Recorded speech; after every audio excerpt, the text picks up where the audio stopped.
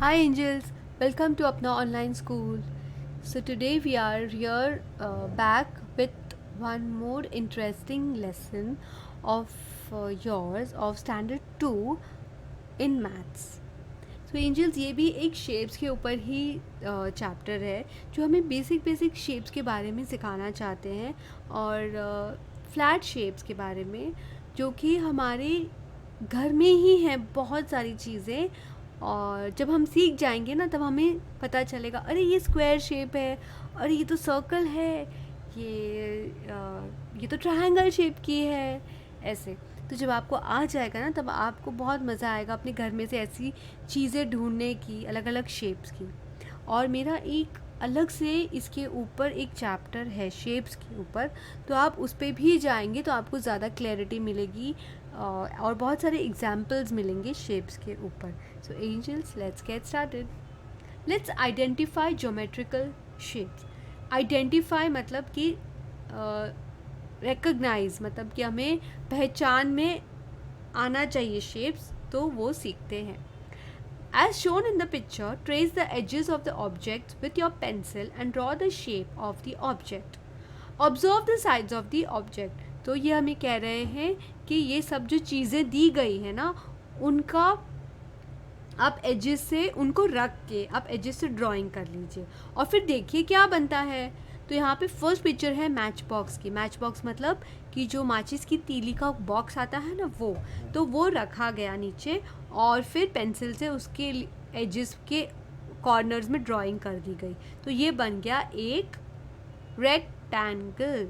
This is a rectangle. A rectangle has 4 sides. तो 4 sides यानी कि 1 2 3 4। So a rectangle has 4 sides. So angels, ये बहुत ही easy activity है, आप भी घर में ज़रूर ट्राई कीजिएगा।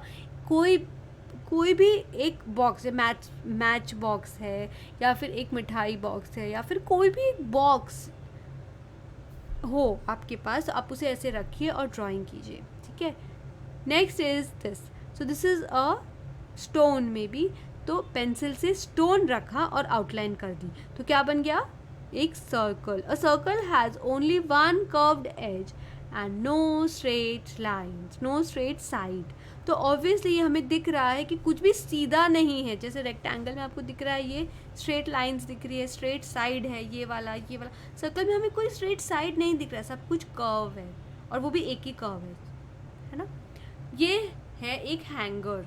तो हमने हैंगर को रखा और पेंसिल उसके कॉर्नर्स पे ऐसे घुमा दी, तो क्या बन गया? एक triangle. This is a triangle. A triangle has 3 sides, 1 2 3, है ना। 3 साइड्स है ना ट्रायंगल के। नेक्स्ट, तो ये एक डाइस है। तो अगर हमने एक डाइस को पेपर के ऊपर रखा और फिर उसके बॉर्डर पे हमने उसके कॉर्नर्स पे जाके ड्राइंग कर ली, तो क्या बन गया? Square. So this is a square. A square has 4 sides. तो जैसे रेक्टेंगल के 4 साइड्स होते हैं ना, 1 2 3 4, वैसे स्क्वायर के भी 4 साइड्स होते हैं, 1 and 2 and 3 and 4। तो अब स्क्वायर और रेक्टेंगल में ना एंजल्स एक डिफरेंस है कि square is equal from all sides. सब तरह से स्क्वायर इक्वल होता है, सब जगह से, चाहे वो स्लीपिंग हो या स्टैंडिंग हो, चाहे वो हॉरिजॉन्टल हो या वर्टिकल लाइन हो। ओके, तो square is equal from all sides, but एक rectangle is not equal from all sides. Only 2 sides are equal. जैसे रेक्टेंगल के ये जो स्लीपिंग साइड्स हैं वो इक्वल होंगे और जो स्टैंडिंग है, जो वर्टिकल है, वो इक्वल होंगे, ठीक है।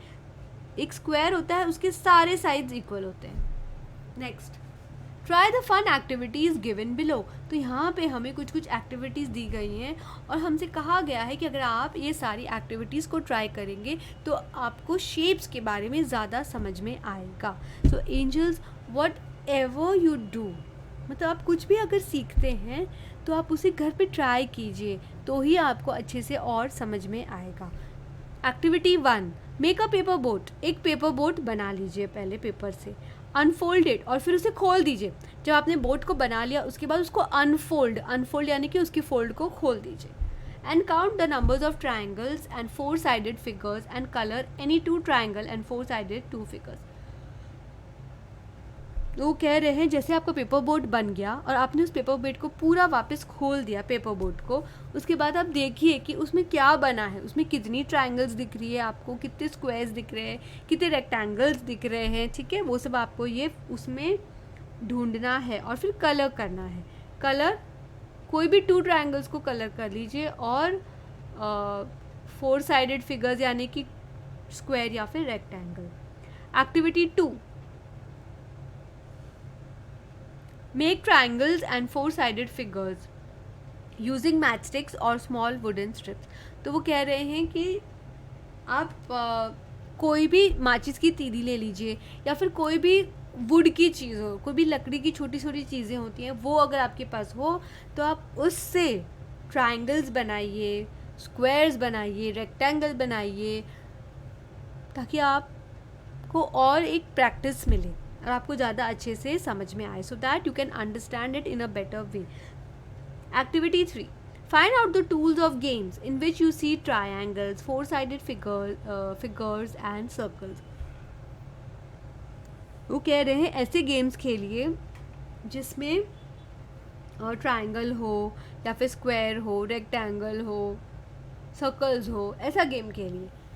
Activity 4. Make a picture using the shapes triangle, square, circle. तो ये तीनों शेप को मिला के एक पिक्चर बनाइए। Try to make a picture with shapes, that is a shapes makes a picture कहते हैं उसे। Give children practice in drawing various shapes using articles of daily use. Also give them practice in drawing the shapes free hand. तो ये लोग कह रहे हैं आपके बुक में कि बच्चों को प्रैक्टिस दीजिए अलग अलग शेप्स ड्रॉ करने की और फ्री हैंड ड्रॉ करने की, ना ही कोई जैसे कोई सामान लेकर ड्रॉ करना ज़रूरी नहीं है हमेशा, थोड़ा अपनी कोशिश करनी चाहिए कि हम फ्री हैंड भी अपने हाथों से भी हम ड्राइंग करें। Okay, so angels, I hope आपको समझ में आया है ये चैप्टर, और एंड आई एम श्योर जब आप खुद ड्राइंग करेंगे तो आपको बहुत और अच्छे से समझ में आएगा। So angels, bye for now.